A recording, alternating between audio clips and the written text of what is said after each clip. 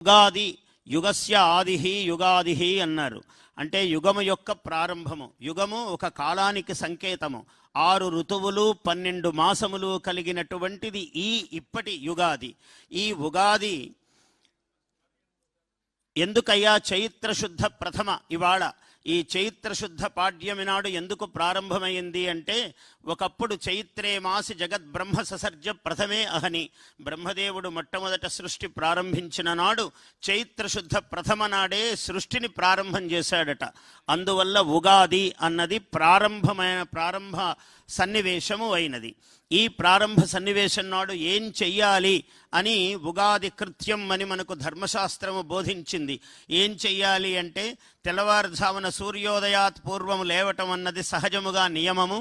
అలా లేచి అభ్యంగన స్నానము, తల అంటుకుని స్నానము చేసి ఆ తర్వాత నూతన వస్త్రధారణం, దేవతా పూజనం, కాలానికి అధీశ్వరుడు ఈశ్వరుడు కాబట్టి ఆయనని పూజించటం, అలాగే ప్రతి ఇంటికి మంగళ తోరణాలు కట్టడము, నూతన వస్త్రధారణం అయ్యాక ఇవాళ ఈ వేపపూత ప్రసాదము 6 రుచులు, 6 రుచులు ప్రపంచానికి తెలుగు వాళ్లకు ప్రత్యేకంగా తెలుసు ఈ రుచి.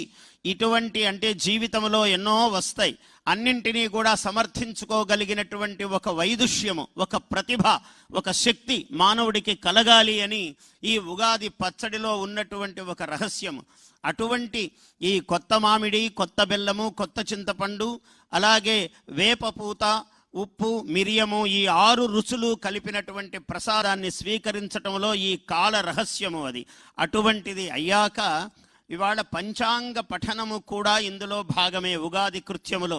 ఏమిటి పంచాంగ పఠనం? పంచాంగం 5 అంగములు, తిథి వార నక్షత్ర యోగ కరణాలు. మామూలుగా ఇవి చూసుకునే తీరిక ఎవరికీ ఉండదు, కాల ప్రవాహంలో పరిగెడుతూ ఉంటాము అందరము. అయితే ఇది ఒక ప్రారంభం కాబట్టి ఇక్కడ తిథి వల్ల ఆయుస్సు కలుగుతుంది, శ్రేయస్సు కలుగుతుంది అన్నాడు. ఐశ్వర్యము తిథేహే శ్రేయమాప్నోతి, వారము వల్ల ఆయుష్యము. అంటే ఈ మంగళవారము, సోమవారము, ఇవాళ గురువారము, ఈరోజు ఇది చెయ్యొచ్చు, ఈరోజు ఇది చెయ్యకూడదు అనే నియమం పాటించడం వల్ల మానవుడికి అత్యంత ముఖ్యము ఆయుస్సు. అటువంటి ఆయుస్సు కలుగుతుంది. వారాత్ ఆయుష్యవర్ధనం, నక్షత్రము పాటించటం వలన పాపము సంహరింపబడుతుంది.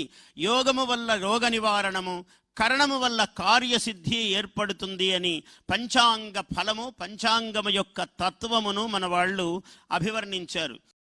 Please subscribe to our YouTube channel. Like and share this video.